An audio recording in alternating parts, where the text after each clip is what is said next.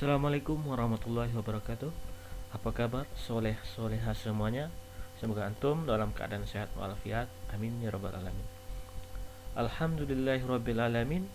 Segala puji hanya milik Allah Subhanahu wa taala karena beliau telah memberikan rahmat kepada kita sehingga kita dapat berproses ya dalam proses belajar mengajar dalam mata pelajaran PPKN kali ini ya.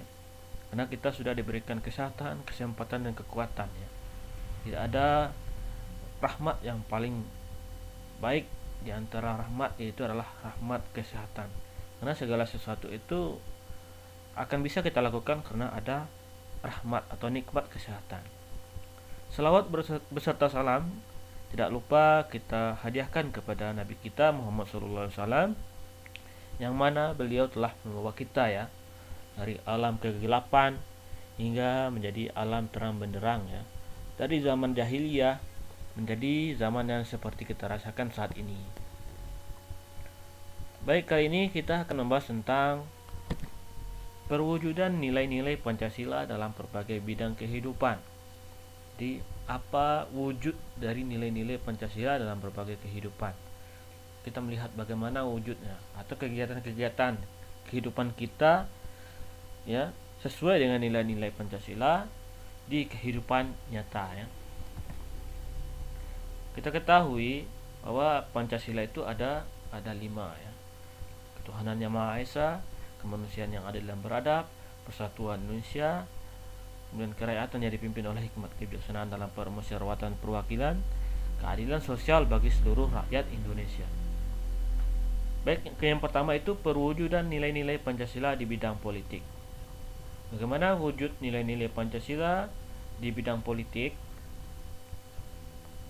Dapat dilihat dalam beberapa hal seperti lembaga negara, hukum, dan sistem demokrasi Indonesia. Jadi wujud nilai-nilai Pancasila di bidang politik itu kita lihat di beberapa hal, seperti yang pertama itu lembaga negara ya. Lembaga negara seperti apa? Seperti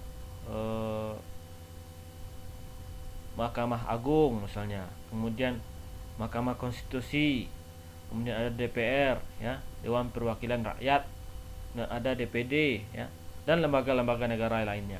Hukum apa? Misalnya hukum pidana, hukum perdata ya. Jadi semua yang mengatur ya, hal-hal yang mengenai kesalahan-kesalahan yang dilakukan oleh manusia sehingga ada ketentuan-ketentuan hukum yang berlaku. Kemudian sistem demokrasi Indonesia ya.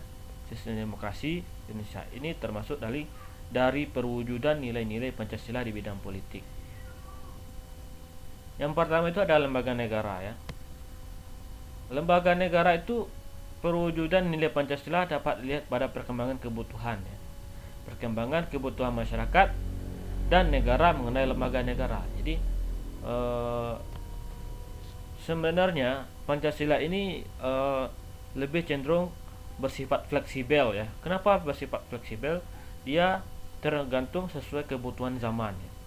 Seperti pada Indonesia ini, Indonesia memiliki lembaga negara seperti MPR ya, Majelis Permusyawaratan Rakyat, kemudian DPR, Dewan Perwakilan Rakyat, kemudian yang ketiga itu ada Presiden, Mahkamah Agung, Mahkamah Konstitusi, Komisi Yudisial, Badan Pemeriksaan Keuangan, Dewan Perwakilan Daerah ya, MK, Komisi Yudisial ya, merupakan lembaga negara yang dibentuk setelah amandemen atau perubahan UUD Negara Republik Indonesia tahun 1945. Jadi pada perubahan amandemen tahun 2000 dimulai tahun 1959 sampai tahun 2002.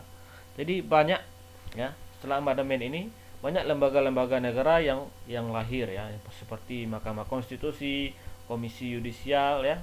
Itu lahir ketika setelah amandemen ya, UUD Negara Republik Indonesia tahun 1945. Itu mengenai lembaga negara. Kemudian DPD merupakan langkah untuk mengakomodasi kepentingan daerah di tingkat nasional ya. Di DPD ini Dewan Perwakilan Daerah. Jadi kepentingan-kepentingan daerah itu diperjuangkan oleh Dewan Perwakilan Daerah, kepentingan daerah di tingkat nasional.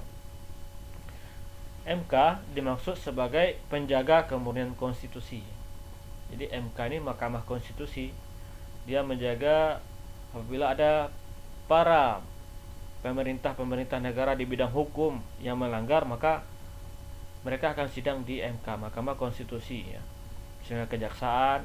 Kemudian MK ini juga memilih dan mengangkat Mahkamah Agung ya. Kemudian Komisi Yudisial, Komisi Yudisial yang berfungsi mengawasi ya perilaku hakim dan mengusulkan nama calon hakim agung. Ya, ini Komisi Yudisial. Kemudian yang kedua, setelah lembaga negara, kita lihat hukum ya. Yang kedua hukum, B, hukum. Perwujudan nilai Pancasila dapat dilihat pada sistem hukum nasional yang berdasarkan Pancasila sebagai sumber hukum. Jadi Pancasila ini adalah sumber dari segala sumber hukum ya. Semua peraturan atau perundang-undangan yang berlaku tidak boleh bertentangan dengan nilai-nilai Pancasila ya. Itu yang kedua ya. Yang kedua, hukum yang ada di Indonesia ini, baik hukum perdata, hukum pidana ya, hukum perkawinan, hukum kekeluargaan dan sebagainya, itu harus mengacu kepada Pancasila. Tidak ada yang tidak mengacu kepada Pancasila, karena memang segala hukum yang ada di Indonesia ini harus mengacu kepada Pancasila sebagai dasar negara. Kemudian yang ketiga, sistem demokrasi. Perwujudan nilai Pancasila, wujud dari nilai Pancasila itu dapat dilihat pada demokrasi ya. Pancasila yang mengutamakan musyawarah mufakat ya. Jadi pada sistem demokrasi kita ini lebih mengutamakan musyawarah untuk menghasilkan mufakat. Jadi setelah musyawarah, maka terdapatlah hasilnya sepakat semuanya, tidak ada yang tidak sepakat. Jadi itu maksudnya musyawarah mufakat. Musyawarah dapat diartikan sebagai upaya bersama untuk mencari pemecahan masalah ya. Di musyawarah ini kita rapat istilahnya. Adapun mufakat dapat diartikan sebagai kesepakatan yang dihasilkan oleh berbagai pihak yang terlibat secara langsung atau tidak langsung dalam proses pemecahan masalah ya. Itu arti mufakat.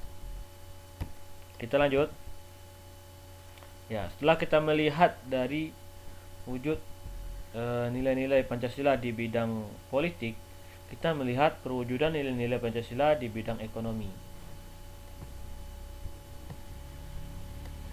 Perwujudan nilai-nilai Pancasila di bidang ekonomi ditegaskan pada pasal 33 Undang-Undang Dasar Negara Republik Indonesia tahun 1945 sebagai berikut. Ya. Jadi ada penegasan perwujudan nilai-nilai Pancasila di bidang ekonomi. Itu pada pasal 33 UUD tahun 1945. Yang pertama, perekonomian disusun sebagai usaha bersama berdasarkan atas asas kekeluargaan. Kemudian yang kedua, cabang-cabang produksi yang penting bagi negara dan yang menguasai hajat hidup orang banyak dikuasai oleh negara. Ya. Jadi apabila ada cabang-cabang produksi yang penting ya bagi negara dan yang menguasai hajat hidup orang banyak, artinya bisa membantu masyarakat Indonesia, maka produksi tersebut dikuasai oleh negara atau bisa dikatakan menjadi milik negara, BUMN ya, badan usaha milik negara.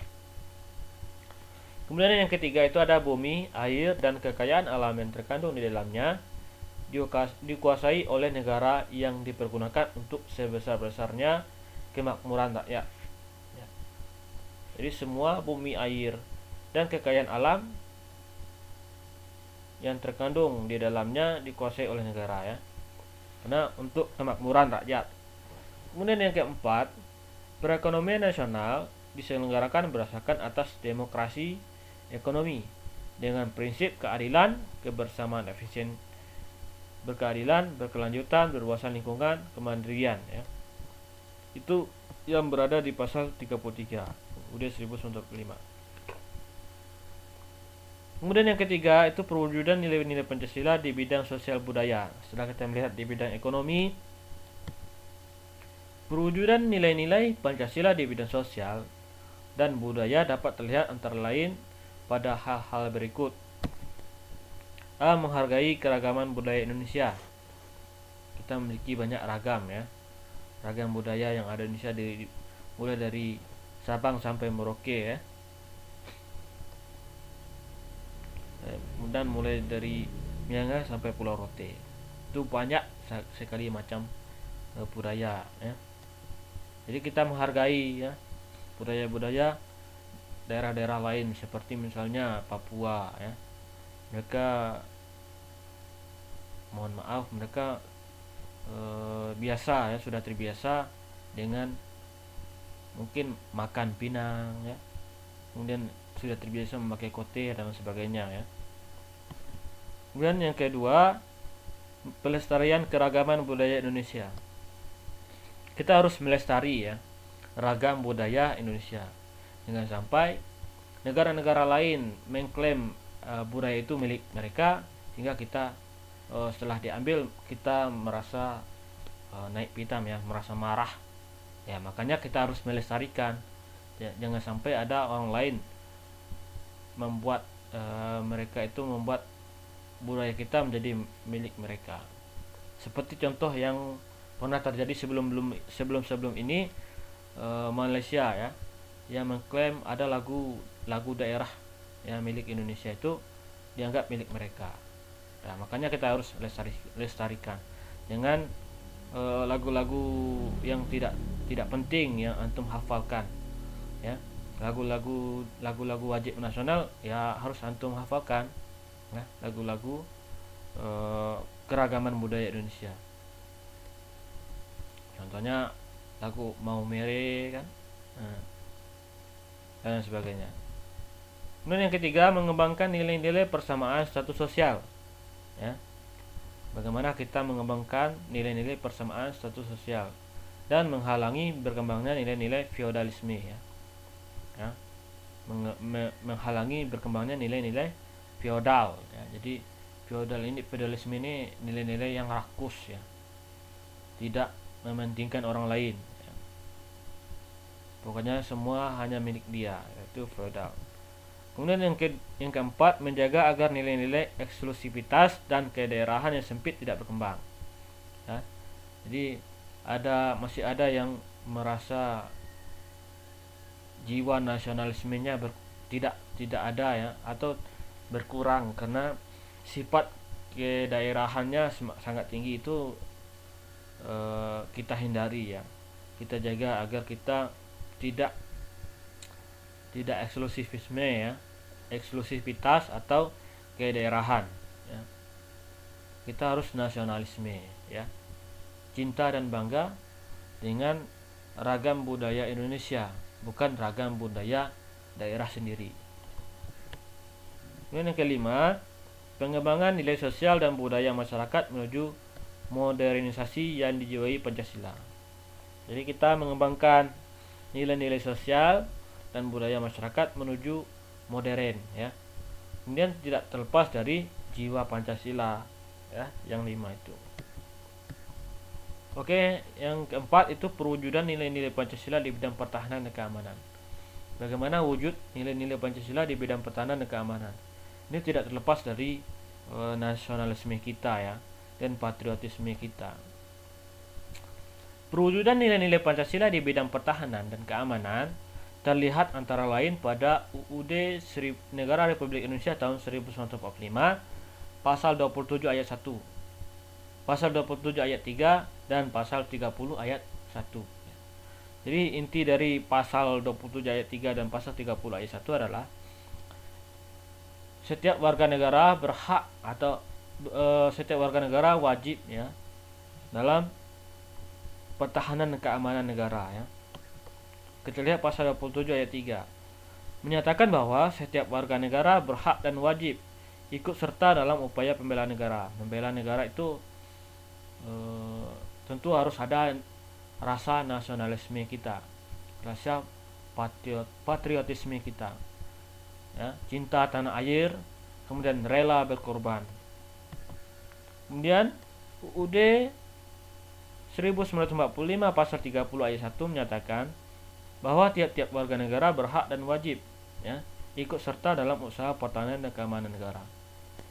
Di setiap warga negara kita ini apabila ada permasalahan mengenai keamanan dan pertahanan negara, kita mau tidak mau wajib ya, karena kita merupakan pagar pendukung dari negara kita.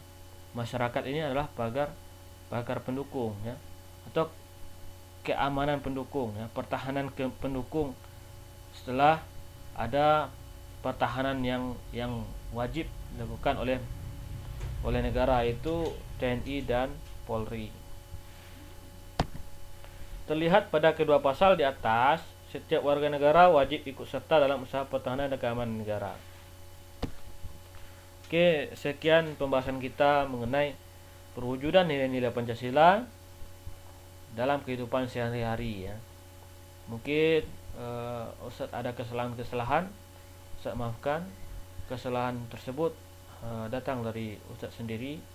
Nah, apabila ada kebenaran yang Ustadz sampaikan merupakan datangnya dari Allah Subhanahu wa taala, Ustadz mohon maaf. Kita akhiri pembelajaran hari ini dengan mengucapkan alhamdulillahirabbil alamin. Assalamualaikum warahmatullahi wabarakatuh.